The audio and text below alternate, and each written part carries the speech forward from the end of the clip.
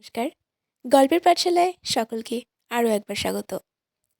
আমার গল্প পাঠ যদি আপনাদের ভালো লেগে থাকে তবে অবশ্যই গল্পটিতে লাইক করে চ্যানেলটি সাবস্ক্রাইব করে আমার পাশে থাকবেন, আমাকে এগিয়ে যেতে সাহায্য করবেন।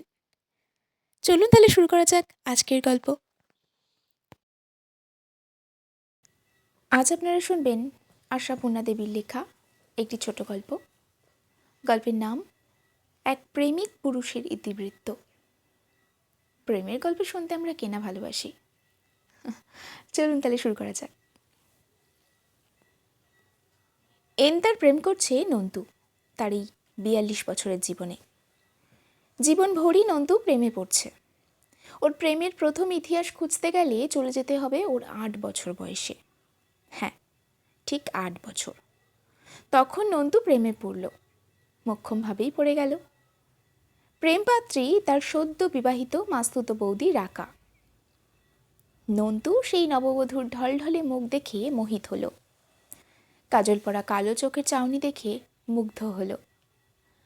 আলতা পরা পায়ের লাবণ্য দেখে বিভোর হলো। আর ঝকমকে গহনায় মোড়া হাতগুলো, গলা, কানগুলো দেখতে জগৎ বিস্মিত হলো। নন্তু ওই লাবণ্যবতীর দিকে হাঁ করে তাকিয়ে থেকে ভাবে, স্বর্গের পরীরা নিশ্চয়ই এইরকমই হয়। ভাবে সোনার কাঠি রূপোর কাঠি গল্পের রাজকুমারী কি আর এর থেকেও সুন্দর? নতুন বউ ওর সঙ্গে কথা কইলে নন্তুর বুকের মধ্যে যেন একটা অজানা সুখের বাঁশি বেজে ওঠে। নতুন বউর হাত ধরলে নন্তুর মনে হয় সে এক্ষুনি বুঝি মরে যাবে। বিয়েবাড়িতে কত লোক, কত ছোট ছেলে মেয়ে, কত হইচই, কত খাওয়া দাওয়া, সেসব দৃশ্যের মধ্যে নন্তু নেই। নন্তু ওই একটি জায়গাতেই পড়ে আছে, নতুন কনের কাছে। নতুন কনের গতিবিধির সঙ্গে নন্তির গতিবিধি গ্রন্থিত। নতুন কনের পায়ে পায়ে ঘুরে ওর একটু কিছু কাজ করতে পেলে কৃতার্থ হয়ে যায়। নতুন কনের আর কাজ কি, হয়তো একটু জল চাইলো, হয়তো কোনো একটা বই চাইলো। একদিন বলল, এই বাড়িতে খবরের কাগজ আসে না নন্তু? নন্তুর মনে হলো জীবন ধন্য হয়ে গেল তার। নন্তু একেবারে সোজা দাঁড়িয়ে উঠল। হ্যাঁ তো, দুটো কাগজ আসে তো, ইংরেজি আর বাংলা। এখন কেউ পড়ছে? জিজ্ঞেস করলো নতুন বউ। তার মানে ওটা ওর এখন পেলে ভালো হয়। নন্তু তীর বেগে ঘর থেকে বেরিয়ে গেল আর মুহূর্তে দুখানা কাগজই হাতে নিয়ে চলে এলো। যেন কোথাও কোনো বামুন বুড়ো অথবা দৈত্যরাজকে পরাজিত করে রাজকুমারীর প্রাণ ভোমরা উদ্ধার করে নিয়ে এলো। মুখের চেহারায় তেমনি দীপ্তি। রাকা বলল, আরে দুটোই নিয়ে এলে, আর কেউ যদি পড়তে চায়? বিয়ে বাড়িতে কে পড়ছে, বড় মেসোমশাই শুধু সকালে একবার। নন্তুর তখনও বুক তোলপাড় করছে। নন্তুর কথার ভঙ্গিতেই সেটা ধরা পড়ে যায়। নতুন বউ হেসে ফেলে বলে, এত ছুটতে আছে? এই দেখো হাঁপাচ্ছ। নন্তু কৃতার্থ মন্যের হাসি হেসে বলে, না তো।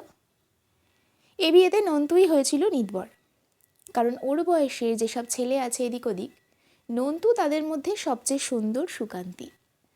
তাছাড়া নন্তু সব থেকে আদরণীয় বটে। বরের মার ছোট বোনের ছোট ছেলে। সেই যে নন্তু কোঁচানো ধুতি আর গিলে করা পাঞ্জাবি পরে, কপালে চন্দনের ছাপ এঁকে আর গলায় ফুলের মালা দুলিয়ে বরের সঙ্গে গেল, আর ছাদনাতলায় বউকে দেখল, সেই ওর রোমাঞ্চের শুরু। বিয়ের সত্যি বর ছলছুতো এই ঘরে এসে হেসে হেসে বলে, নিদবরটিই দেখছি সবটা দখল করে নিচ্ছে, আসলের জন্য কিছু রাখছে না। বউ মুখ টিপে হেসে বলে, দোস্তুর মতো আমার প্রেমে পড়ে গেছে। ও পড়লে ক্ষতি নেই, তুমি না পড়লেই হলো। বউ বলে, আমি বা নয় কেন, প্রতিদান বলে একটা কথা আছে না। নন্তু অবশ্য এসব শুনতে পায় না, ওর কান বাঁচিয়েই বলা হয়।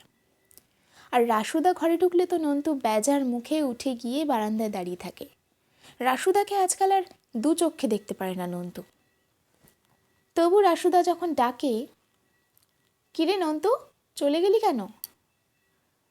আর না এসে উপায় থাকে না বেচারার, কিন্তু ভালো লাগে না একদম। রাসুদা ঘরে ঢুকলেই যেন বিশ্ব পৃথিবী ভুলে যায় বৌদি। নন্তু নামের একটা ছেলে যে এখানে উপস্থিত আছে তা যেন মনেই থাকে না।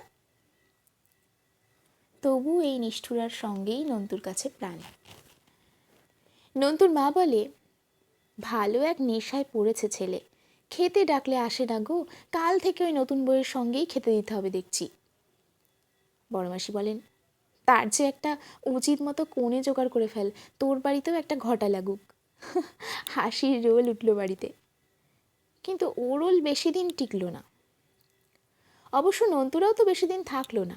নেহাত গরমের ছুটির মধ্যে এই বিয়েটা হলো বলেই এতদিন থাকতে যাওয়া। যেতে তো হবেই একদিন, কিন্তু শেষ রক্ষা আর হলো না। যাবার দিন নন্তু এমন এক কাণ্ড করে বসলো যে সবাই নন্তুর একদিনের ব্যবহারের আসল মানে খুঁজে পেয়ে হাঁ হয়ে গেল। আর ভাবতে লাগলো, যত সরল শিশু ভাবা যাচ্ছিল ততটা নয় বাপু। চলে আসা দিন নন্তু এক ফাঁকে একটি প্রণয় কাব্য লিখে রাকার হাতে গুজে দিয়ে পালালো। বলে গেল, কাউকে দেখাবে না কিন্তু। কিন্তু অবিশ্বাসিনী নারী নন্তুর এই নিষেধের মর্যাদা রাখল না। ফলে বাড়ি শুদ্ধ সকলের হাতে হাতেই ফিরতে লাগলো সেই কবিতাপত্র। হাসির স্রোতেই ভাসমান হয়ে পড়ল সবাই, কিন্তু মনে মনে না ভাবে পারল না, ও খোকা, তলে তলে তো বেশ পেকেছ দেখছি। সেই কাব্যপত্রটি ছিল এই: রাকা রাকা রাকা, তোমায় ছেড়ে চলে যেতে প্রাণ হচ্ছে ফাঁকা। তুমি এত সুন্দর, তাই তো এত ভালোবাসি। তোমার সবই সুন্দর, কথা আর হাসি। স্কুলে গিয়েও তোমার কথা মনে পড়বে, লেখাপড়া সব কিছু মাথায় চড়বে। ইতি নন্তু। শেষ লাইন দুটোই মারাত্মক, এর মধ্যেই পাকামির আভাস। যাক, বাড়ি ফিরে বাবার হাতের একটি কড়া কানমোলা ব্যতীত আর কোনো খেসারত দিতে হয়নি নন্তুকে তার প্রথম প্রেম বাবদ। সেটা দিতে হলো দ্বিতীয়বার প্রেমে পড়েছিল নন্তু তার 13 বছর বয়সে। এবার প্রেমপাত্রী তাদের পাশের ফ্ল্যাটে নতুন আসা ভাড়াটেদের 12 বছরের মেয়ে দীপা। মেয়ে নয়, যেন পাকা আপিল, যেন ফোটা গোলাপ। নন্তু জানলা দিয়ে নতুন ভাড়াটাদের আশা দেখছিল। খাট, আলমারি, আয়না, দেরাজ নামানো দেখতে দেখতে হঠাৎ ওই মেয়েকে দেখল, এবং দেখলেও আর মরল। নন্তুর থেকে একটু বড় একটা ছেলেও ছিল ওদের। নন্তু হঠাৎ তার দারুণ ভক্ত হয়ে গেল। নন্তু ওদের বাড়িতেই পড়ে থাকতে শুরু করলো। মা কিছু বললে তেজের গলায় বলে, দীপকদার কাছে পড়া বুঝে নিতে গেছিলাম। মা সন্দেহের গলায় বলে, ওরা তো সময় আছে যে এতক্ষণ তোকে পড়ায়? নন্তু আরও জোর গলায় বলে, এতক্ষণ পড়াবে কেন? দীপকদা বলে, সর্বদা পড়া পড়া করলে মাথা খারাপ হয়ে যায়। ক্যারাম খেলাটা মিথ্যে নয়। নন্তু গেলেই দীপা ক্যারাম বোর্ড পেরে বসে। দাদার নাম দীপক, বোনের নাম দীপা। শব্দটার সঙ্গে কোনো মিল খুঁজে না পাওয়ার জন্যই হোক, আর পূর্ব অভিজ্ঞতার তিক্ত স্বাদের স্মরণেই হোক, এবার আর নন্তু কবিতার দিকে গেল না। নন্তু সোজাসুজি দীপার হাত ধরে বসল। আমি তোকে ভালোবাসি। দীপা যে সত্যি একেবারে অবোধ তা মনে করবার হেতু নেই। আপন রূপ সম্পর্কে দিব্যি সচেতন এই দ্বাদশী। ছলাকলাও শিখেছে কম নয়। ক্যারাম খেলায় হেরে গিয়ে যখন হইচই করে, অথবা খেলবো না বলে ঘুঁটি ছড়িয়ে উঠে যায়, তখন ভঙ্গিমা করে অনেক এবং খাঁটো ফ্রকের আঁটো কাটের বাহারটি কিসে ভালো মতো উদ্ঘাটিত হয় তা ভালোই জানে। কিন্তু এখন নন্তুর এই প্রেম নিবেদন স্রেফ এইমাত্র পৃথিবীতে পড়া মুখে বলল, ও মা, সে কথা এত ঘটা করে বলার কি আছে রে? বন্ধু হোস, ভালোবাসবি না? আমিও তো তোকে কত ভালোবাসি। 13 বছরের নন্তু তার থেকে 1 বছর 2 মাসের ছোট। এই অবোধ বালিকার মধুর সরলতায় মুগ্ধ হলো, আবার করুণাও বোধ করল। তাই করুণার গলাতেই তাকে জ্ঞান দেবার মহৎ উদ্দেশ্য দিয়ে বলল, তুই এমন বুদ্ধু, বন্ধুর মতো তো নয় মোটেই। তোর জামাইবাবু তো দিদিকে যেমন ভালোবাসে তেমনি। এ মা, কি অসভ্য! বলে দেবো দিদিকে, চল তোকে দিদির কাছে নিয়ে যাই। বলে দীপা ওকে এমনভাবে সাট্টে পাট্টে ধরে নিয়ে চলল, তেমন ধরা একমাত্র চোরকেই ধরে লোকে, চোর পালিয়ে যাবার ভয়ে। কিন্তু এখানে চোর কি পালিয়ে যাবার? নন্তুর মনে হলো ধরা পড়ার মতো সুখী ইহ পৃথিবীতে আর আছে। নন্তু সেই মুখটা তাড়িয়ে তাড়িয়ে উপভোগ করতে চোখ বুঝল। কিন্তু নন্তুর সময় নির্বাচনটা বড় ভুল হয়েছিল। দীপার দিদি জামাইবাবুর উপস্থিতিতে দীপার সঙ্গে প্রেমের রকম ফেরের ব্যাখ্যা করাটা সমীচীন হয়নি তার। তবে সেটা বুঝল নন্তু একটু লেটে। লেটে চোখ বোঝা অবস্থাতেই দিদির গলা শুনতে পেল। এর মানে কণ্ঠস্বর কুলিশ কঠোর। সঙ্গে সঙ্গেই দীপার শিশু কণ্ঠের আদরে কথা যেন কানের ওপর বাজ ফেলল। দেখ না দিদি, এই পাজিটা এমন অসভ্য কথা বলছে, তাই তোমার কাছে ধরে নিয়ে যাচ্ছি। আর নিয়ে যেতে হবে না, বাচাল বেহায়া মেয়ে কথাকার, ছাড় ওকে। মুহূর্তে স্বর্গসুখ বিলুপ্ত। পায়ের তলায় কি মাটি আছে? থাকলে নন্তু নামক প্রেমিক বালকটি তলিয়ে যাচ্ছে কেন? কেন? দিদি নন্তুকে জিজ্ঞেস করলো না, কি বলেছিস তুই দীপাকে? দীপাকেই বরং জিজ্ঞেস করলো, কি বলেছে তোকেও? দীপা অবলীলায় বলল, বলেছে জামাইবাবু তোমায় যেমন ভালোবাসে ও আমায় তেমনি। এমন অসভ্য না।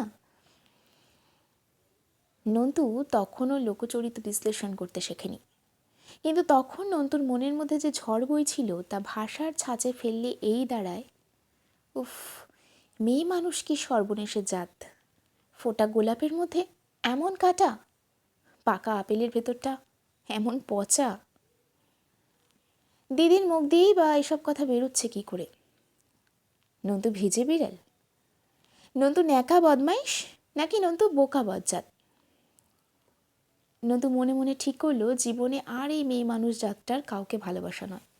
এরা হাসতে হাসতেই লোকের গলা কাটতে পারে। আসুক কোনোদিন এই পাজি মেয়েটা, এই নন্তু ক্যারাম খেলবি বলে ডাকতে, মজা দেখিয়ে দেবে নন্তু। কিন্তু ইহ জীবনে তাকে আর মজা দেখাবার সুযোগ পেল না নন্তু। মেয়েটা কোনোদিন ডাকা তো দূরের কথা, নন্তুর দিকে তাকিয়েও দেখল না। নন্তুর সামনে দিয়ে স্কুলে গেল এলো করতে করতে শরীরটাকে এমন বাড়বাড়ন্ত করে তুলল যে 14তেই 18 মনে হতে লাগলো। অবশেষে সত্যি 18 হতে না হতে দীপুকে শ্বশুরবাড়ি পাঠিয়ে দিল ওরা। ওই বিয়েটাকে ঘিরে অনেক স্বপ্ন দেখেছিল নন্তু। বিরোধ ভুলে ওরা নেমন্তন্ন করবে, বাড়ির আর কেউ যেতে না যাওয়ায় ছাই ফেলতে ভাঙা কুলো নন্তুকেই যেতে হবে নেমন্তন্ন রক্ষা করতে। তারপর বিয়ের কনেকে জানিয়ে আসা যাবে, তোমার জন্যই আজ আমার এই দশা, তোমার জন্যই আজ আমি মরতে বসেছি। কিন্তু কথাগুলো বলবার সুযোগ আর পেল না নন্তু। দেবর চোখের চামড়াহীন বাপটা পড়শি হিসাবেও নন্তুদের একখানা নেমন্তন্নর চিঠি দিল না। সে পুরনো রাগ পুষে রেখেছে।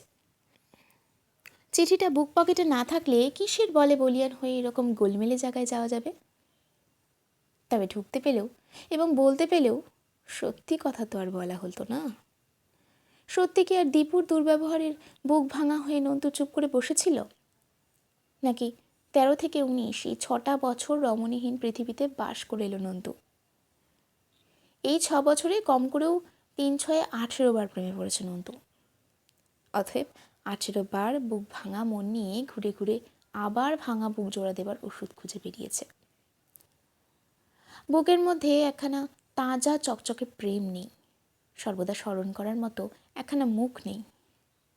এ অবস্থা নন্তুর ধারণার বাইরে। তবে নন্তু এর ফাঁকে ফাঁকে 5টাস গুলো চালিয়ে গেছে ঠিক মতো। এই যা বাঁচোয়া! নন্তুর এইসব প্রেমের পাত্রীরা বিচিত্র। এর মধ্যে নন্তুর থেকে বয়সে অনেকটা বড়ও থেকেছে দু একজন, যেমন চারুলতা দি, মনীষা খুড়িমা। তাছাড়া পাশের বাড়ির মেয়ে, দাদার শ্বশুর বাড়ির মেয়ে, বামন্দির মেয়ে বা রজনী সাকরার মেয়ে, লন্ড্রির সুভদ্রার মেয়ে, মিল্ক সেন্টারের দুগ্ধদাত্রী মেয়ে, আরও কত কত। কিন্তু এমনই ভাগ্য নন্তুর যে নন্তুই শুধু প্রেমে বিহ্বল হয়। তার প্রেমস্পদরা ফিরেও তাকায় না, আর যদিও বা তাকায় সেটা নন্তুকে শাসাতে আর বড়দের বলে দিতে। একটা প্রেমেও নন্তু সাকসেসফুল হতে পারল না। সব বিশ্বাসঘাতিনীর দল।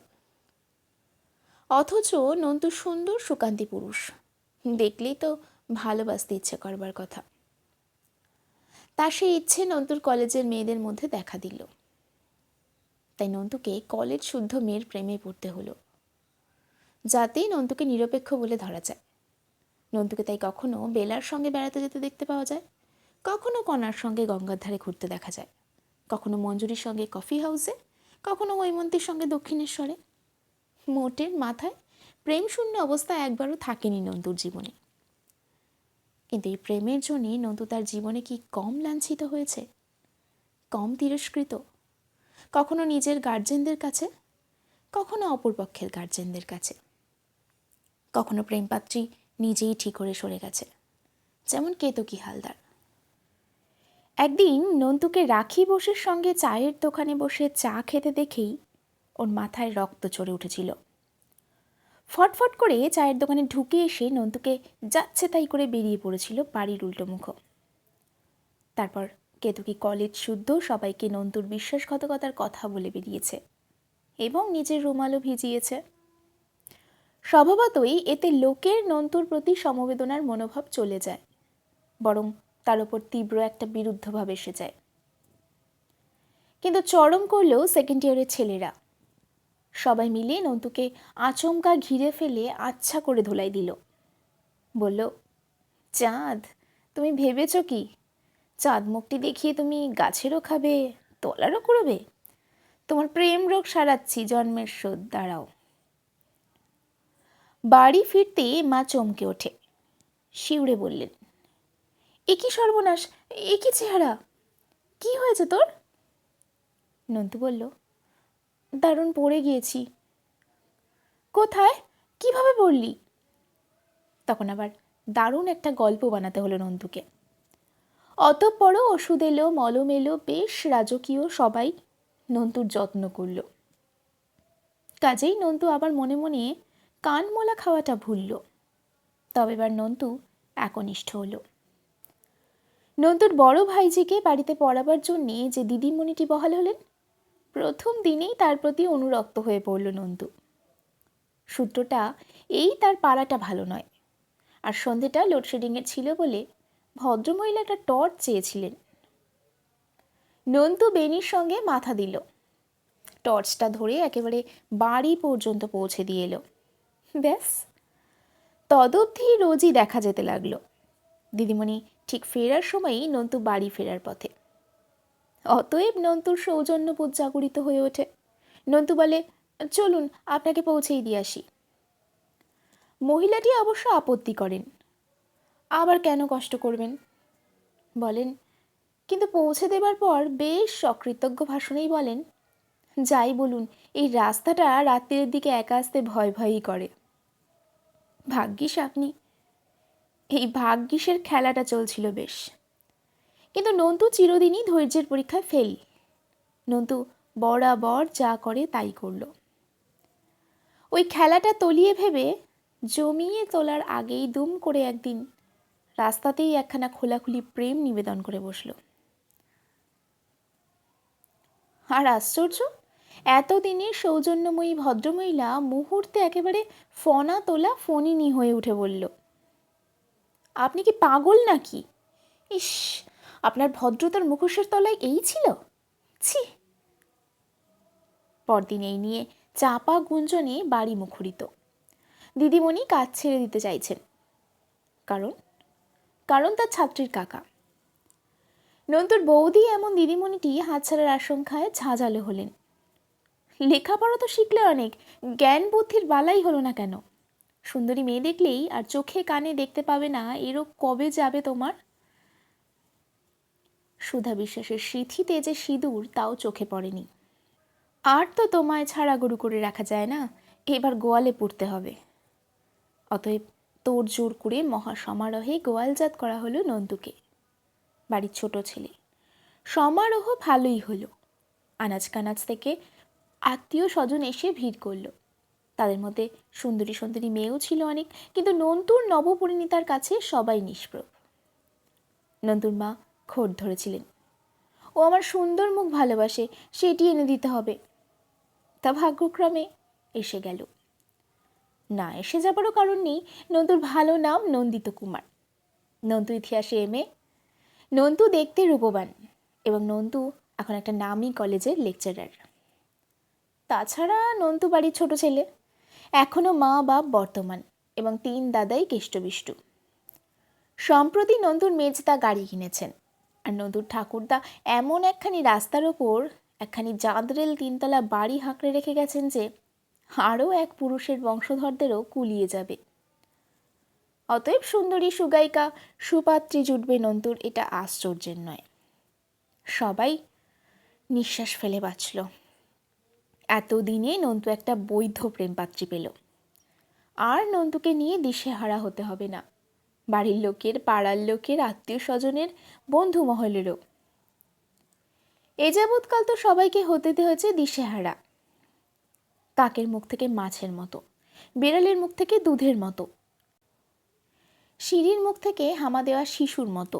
ধরধর করতে হয়েছে তো চিরকাল নন্তুকে নন্তুরই মুখ থেকে। আর কারো দায়িত্ব নেই। এখন ভাবনা নন্তু বউ নিয়ে কতটা মাতামাতি করে, কতটা বেহায়াপনা করে। অষ্টমঙ্গলার মধ্যেই তো হানিমুনে যাবার জন্যে উদ্দাম হচ্ছে দেখা গেল। আমি নন্তুদের পাড়ার চিরকালের বাসিন্দা। নন্তুর বিয়ে পর্যন্ত তাই ছিলাম।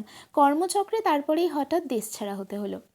তারপর যা হয়, প্রথম প্রথম ঘন ঘন চিঠিপত্রে খবরের লেনদেন, ক্রমশ কমতে কমতে একেবারে শূন্যের অঙ্ক। 10 বছর পরে আবার দেশে ফিরলাম, এবং সেই পুরনো পাড়াতেই ফিরতে হলো, কারণ বাড়িটা বসত বাড়ি, পৈতৃক বাড়ি। বাড়িতে যারা ছিল তাদের কাছে পাড়ার খবর নেই। এ কেমন আছে, ও কেমন আছে, ভালো মন্দই মেশানো খবর। কিন্তু নন্তু খবর অদ্ভুত। হানিমুন থেকে ফিরে এসেই নাকি নন্তুর প্রেম রোগ এমন সেরে গেল যে নন্তু তার বৈধ প্রেমপাত্রীটিকেও একেবারে ভুলে গেল। নন্তু খিটখিটে হলো এবং ছোট লোক হলো। নন্তু স্ত্রীর প্রতি যা তুচ্ছতাচ্ছিল্য করে, যা দুর্ব্যবহার করে, যা নিষ্ঠুরতা করে, তা নাকি বাসন মাজা ঝিয়েদের বরেও করে না। উঠতে বসতে খিচুই বউটোকে শুনে তাজ্জব লাগলো বই কি। গেলাম ওদের বাড়ি। বউ দেখে অবাক। সেই রং কোথায়, সেই গড়ন কোথায়, সেই মুখ কোথায়? বিষণ্ণ বিষণ্ণ মুখে যে হাসিটুকু, সেও যেন করুণ। বিয়ের সময় 22 বছর বয়স ছিল বউয়ের। 10 বছর পরে অঙ্কশাস্ত্রের নিয়মে এখন 32। কিন্তু এই 32 বছরের চেহারা, বউ যেন 52 বছরের এক বুড়ি। নন্তু ঘর থেকে বেরিয়ে এলো আমার সারাপে। প্রথম নম্বরেই বউকে একটা